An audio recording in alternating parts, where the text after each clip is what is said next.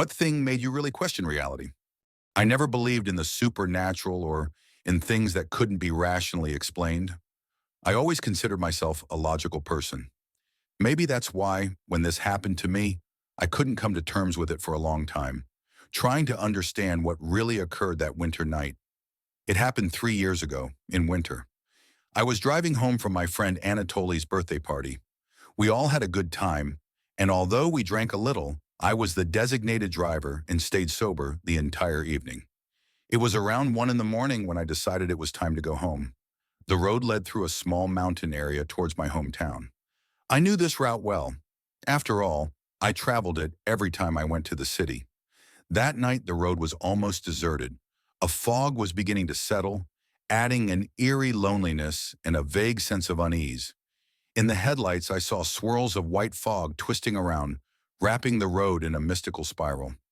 The forest on both sides seemed like an impenetrable black wall, with branches barely visible under their snowy weight. Suddenly, as I approached a bend, my car started to bounce strangely, as if I had driven over stones or a rough patch. I stopped the car, turned off the engine, and stepped out to inspect the road. But there was nothing there.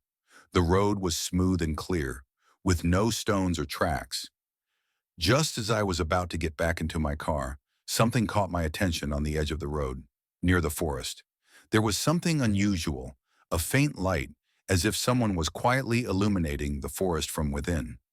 I thought I was imagining it, maybe just the moonlight filtering through the branches. But the light started to move. It seemed to glide among the trees, heading toward me. I froze, not knowing what to do. An inexplicable but intense fear washed over me from this object. I couldn't rationally explain it. It was the kind of fear you feel when you know something is wrong, but you don't know what. The light kept moving, and now I could make out that it was a small orb, pulsing like a firefly and emitting a soft, bluish-green glow. Against all my instincts, I decided to move closer, drawn to the object as if under a spell. It slowly moved deeper into the forest, and without understanding why, I followed it. The trees thickened, and the fog became denser, creating the feeling that I was stepping into another world. The orb stopped, and for a moment, the mist began to clear, revealing an unusual scene. I was standing in a clearing where the trees rose high around me, but they had an odd shape. Each one looked like blurred silhouettes, shifting in faint colors like phantoms from another time.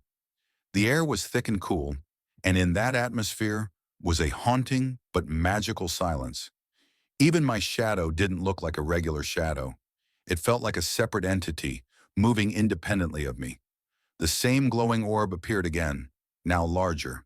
It pulsed, and it seemed as if something was moving inside it. When I looked at it, everything began to blur around me. It felt like I was being drawn into a whirlpool of light, and then I heard a voice, clear and distinct. A voice I hadn't heard in years. "Ivan," the voice called. I looked around and couldn't believe my eyes. Standing before me was my grandmother. Her face was so familiar, so vivid that I felt an intense chill inside. My grandmother had passed away when I was a child, but her image was so real that I nearly fainted. "Grandma?" I barely recognized my own voice as it escaped my throat. "Don't be afraid, my boy. We don't have much time," she said, her voice soft and calm. And for a moment, I forgot where I was and what was happening. What, what is happening? Is this a dream?" I asked, starting to notice how the light around me was fading. This is not a dream, but it is not reality either. It is a place where our paths have crossed. But you cannot stay here. You must go back. She extended her hands towards me. "What do you mean?" "Grandma, I've missed you so much. I have so many questions." Barely holding back tears, I felt a rush of conflicting emotions, desperation and awe mixed together. "Not today, Ivan," she smiled, with an expression that seemed to hold a hidden knowledge I did not yet understand. "You will see many things in your life. Just remember that the world isn't always as it seems. Trust your feelings when you sense everything around you shifting, for not everyone is able to see beyond the visible. Go, Ivan, and remember we are always near." Light started to flow from her hands, enveloping me. I was flooded with an intense warmth, and for a moment I forgot everything. My eyes grew heavy, as though I was caught between sleep and reality. The last thing I saw was her gentle smile, which stayed etched in my memory. When I came to, I was standing in the middle of the road next to my car. The forest was silent once more, and the fog had begun to lift. Checking my watch, I saw that only a few minutes had passed since I'd stopped. But something inside me had changed. Getting back into the car, I continued my journey home, but I felt like a completely different person. My mind was filled with memories of my grandmother and her words.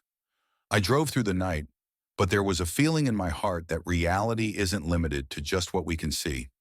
Back at home a few days later, I couldn't shake the memory of that night. I even returned to that road, walked into the forest, hoping to find the same glowing orb, or to see my grandmother again, or at least find some trace of what happened. Everything looked normal. No light, no trace. The forest was just a forest, without mysterious glows or strange sounds. Even the fog was no longer dense and enigmatic. The place that had seemed like an entrance to another world a few days ago now looked like an ordinary clearing among the trees. I stood there for a long time, hoping that some piece of that strange night had lingered, that maybe I'd see my grandmother again or feel that unusual warmth. But the forest was silent. Back at home, I walked around in a daze for a few days. Friends and relatives noticed my detachment and started asking what had happened. But what could I say? That I met my late grandmother in the forest one night, who told me about another reality. I couldn't explain it, not even to myself. For a while, I felt like I was losing my mind, avoiding people and barely leaving the house. But gradually, I started noticing something unusual. My worldview had shifted. The feelings I'd experienced that night hadn't simply vanished. It was as if they had expanded my mind, leaving open doors through which strange little things began to seep into my life. I had always been a rational person, but now something in me remained open to the inexplicable. For example, I started noticing people who once seemed like mere shadows in a crowd. I began observing them and picking up on little details that might seem odd, but which now I clearly saw. Once, while standing in line at a store, I saw an elderly woman who reminded me of my grandmother. She was just another shopper, and nothing about her seemed out of the ordinary. But when she turned and looked at me, I suddenly recognized that same expression. Wise, gentle, but sorrowful. It lasted only a moment, but I felt that deep warmth again.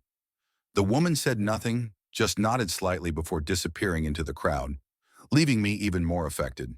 That look stayed with me, as if hinting again that reality is just a thin veil through which we can sometimes glimpse other worlds. Months passed, and I managed to return to my normal life. But along with that, I began searching for answers.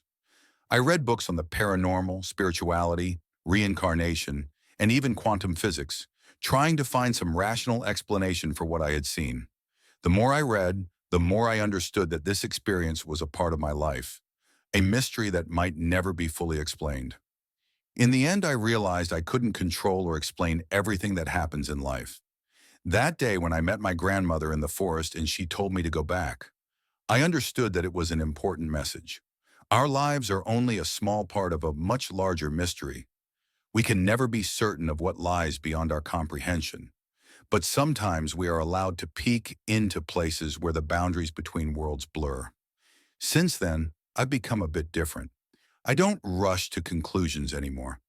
I try to pay more attention to the little things. And, most importantly, I believe that we're never truly alone.